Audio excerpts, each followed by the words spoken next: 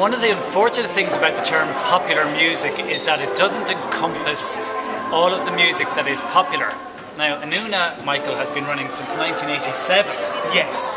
And has got worldwide success, yes, and sell-out concerts, and is one of the foremost, most beautiful sounding collection of voices in the country, and yet you're not termed under the term popular music. No, well, see, the thing is that we're not really, we're actually classified by international choral bodies as being Ireland's representative choir. Right. We travel all over the world. Yep. So that when we appear somewhere, very often people will come up afterwards and say, oh my God, these techniques you use, this form of singing, there must be a school of this going on. Well, there isn't. There is no other choir in Ireland that works like us or does what we do. As I was saying earlier today, you know, it's about common sense. Our aim is to show people what we are, because we are selling our country in many ways, but we're not selling shamrocks or leprechauns. We are selling something which shows the essence of what we are. And the funny thing is that actually quite a number of our singers are not Irish. Oh yeah. Oh, I didn't know that. Oh, there we go. Quite a number, yes. In fact, currently we have 2 Americans in the group. We recently had 3 or 4 English people. So it's kind of something which, it's about finding the essence in people and projecting that to an audience. One of the interesting things you said in City Hall earlier was that you don't have a conductor. You don't have somebody looking at your lovely bum, as you said yourself, and there's no wall between you and the audience. Why do you think that choral music tends to be kind of, here's the choir, there's the conductor, and the audience doesn't really get involved? Sheer unadulterated laziness. Right. Yeah. Professional choirs, college choirs have developed an ethos where the conductor rules the choir. The best choirs to actually work with and associate, I mean, for example, there was a wonderful choir here from America, one of the finest in the world, Chanticleer, last year. And we know Chanticleer because they would be an independent choir. There's quite a number of the swingle singers, people such as that. We all communicate with each other. We all know with what each other do. The one thing we all have in common is that we're all communists. In that, although there are leaders within the choir, each one of us is accountable for what we do. So that means we put the emphasis and the responsibility back on the individual choral members to achieve a certain standard. Okay. And we're not necessarily looking for vocal excellence, we're not necessarily looking for people to be naturally gifted. We are looking for people to work at the highest level that they can. Okay. Because that energy that they generate is something which transmits to the audience. And the energy itself is picked up by the audience. If you are genuine and honest and open in the way you perform, you utilize your physical, your vocal attributes to the best, that creates an energy that creates the performance. And Anúna work constantly in a state of tension like this. Each one of us is focused on what we're doing, each one of us is concentrating 100% on our role within the unit. So I think that distinguishes us from any other Irish choir anyway. Most conductors would be much happier to work like that. Okay. But it is really a symbiotic relationship. Choirs and conductors need to look at the way they rehearse, look at their attitude towards what they are trying to achieve from music, and look also at what their final aim is. If their aim is simply to come together, have a bit of a laugh, not concentrate on the music, that's fine. Come in, conductor waves his hand around, no one cares very much. However, I guarantee you that 99% of choirs want to be the best that they can. So that's what we propagate and we believe in. I know your 2 little girls are probably too small yet, but have you seen Glee? Yes. And what do you think? Is this the future of choral music? Okay, there's a couple of things to be said about Glee that are very interesting. The first thing it's doing is it is putting choral music back into the hands of choirs. Yes. In that it is, or not choirs, but into the hands of individuals. So suddenly we go from the whole thing, I am in school, I am in this choir is this, to I want to be in this choir, it's sexy, yay! When you go to the ball game now, or you go to any function in the USA, the Glee Club gets ready! And the Glee Club is usually made up of the complete nerds in class. because they're the ones that started doing it. So suddenly we're looking around and we're going, hey, why are these nerdy guys getting all this attention? And you suddenly have the football players going, I want to be in this. So it's actually the same as Glee. Okay. The thing is also, if you educate people to singing in more than 4 and 5 parts, you suddenly have to go into music notation. They have to be able to read. So you get to a certain point and then you go, well, we have to read the dots. When you read the dots, a certain degree of those singers, maybe only 5% of them will say, where did this come from?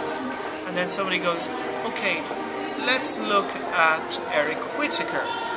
Let's look at Morton Lawrence. Let's go back and let's look at Palestrina. It educates outwards.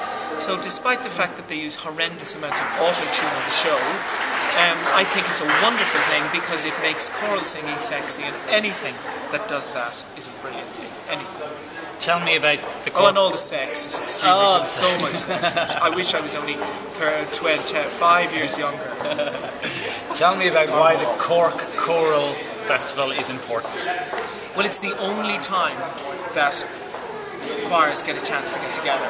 I mean, the Choral Festival, I have to say, is exactly the same as it was 20 years ago, and I'd love to say that's a good thing. I mean, it's not really. Okay. The Cork Choral Festival needs to be much more a forum. It needs to be a place where people in Ireland come together to communicate and exchange ideas. Not simply listening to contemporary pieces, which I have to be honest, most Irish choirs can't perform. Not a place for educators and choral people to come in from the UK or America and, with respect to them all, to tell us how to do what I think we're quite capable of doing ourselves. So I think the next thing the next stage of the Choral Festival needs to be as an education bridge. It needs to be something that acts as a focal point for people all over the world to come and say, this is Irish choral music. And for me and my colleagues to say, can I help you? How can my experience help you? Instead of, quick, we're going from this competition, what gig is on? Oh, it's gone, great, we've gone. Oh, let's meet in the pub. And you might run across two conductors in the pub later on, or some of the choir. Oh, do you do that piece? Oh, it's a pity we haven't more time to talk about it. I think this workshop we have done today is something which hopefully will become a regular fixture either with us or many of the other visiting choirs, because I have to say my experience of choral music in Ireland, in abroad, for example with Chanticleer, would be that most of their work appears to be education. Okay. So we have just set up a new education program in Anúna. So eventually, I would say in a year or two, most of our work will be purely based on educating people to choral music, getting the best out of young, senior, adult choirs. And talking about that is one of our duties. Well, actually, it's a very good time to come to the interview. But I will ask, how's Anúna going, and where can people find out more? Or did I read that you're recording a new album? Well, the next project we're doing. Well, let me see. Where was I? Last month I was working on technique with the X Factor in Finland, and then the week before that I was working with choirs in the University of Miami. You glossed over that quite nicely last night, I thought, in the cathedral. What were you doing with the X Factor in Sweden? No, in Finland. Oh, in Finland, I beg your pardon. Well, no, I was asked over by a very good friend of mine, Linda Pennies, to help her do adjudication with the vocal groups in the primary stages. But also I had a chance to work with some of the performers. And to be honest, choral technique is just common sense. Yep. And so you just simply apply exactly the same techniques to choral music as you do to rock and pop music. Excuse me, young lady, you're interrupting. I'm being filmed. You can look but keep quiet. Filming. It's a camera. It's a video camera. Ask me the question about the X Factor then. I don't mind. You don't mind, okay. This is all part of it. But Miami then? You were in Miami? In Miami, well, they're doing a doctorate. A student, Stacey Rosso, a doctoral student, is doing a major thesis on my work. And I had a chance to travel to Florida Atlantic University and the University of Miami to work with all the choral groups there. And it was a fascinating experience because the last choral groups I worked with were just before Christmas in Japan when Anúna were touring there. It's this perspective from the fact that Anúna don't really work in Ireland very much, to bring back these techniques and these ideas that here people look at and say, oh, that's Anúna, they were in Riverdance in 1486, they were in Riverdance in 1486, so therefore that's all they do here.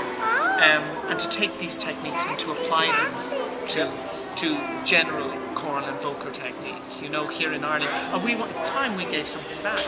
We need to give something back to Irish choral music and to the kids this age. We really do, because their future is of paramount importance when it comes to music. If you've ever sang Dúlamán in a choir, that's the guy who wrote it. I've heard it about 20 times already this weekend. Michael, Anúna's website is Anúna.ie. It only took 5 minutes, by the way. Really, to write that? It did. There we go. I wish to God I could have written a few more like that.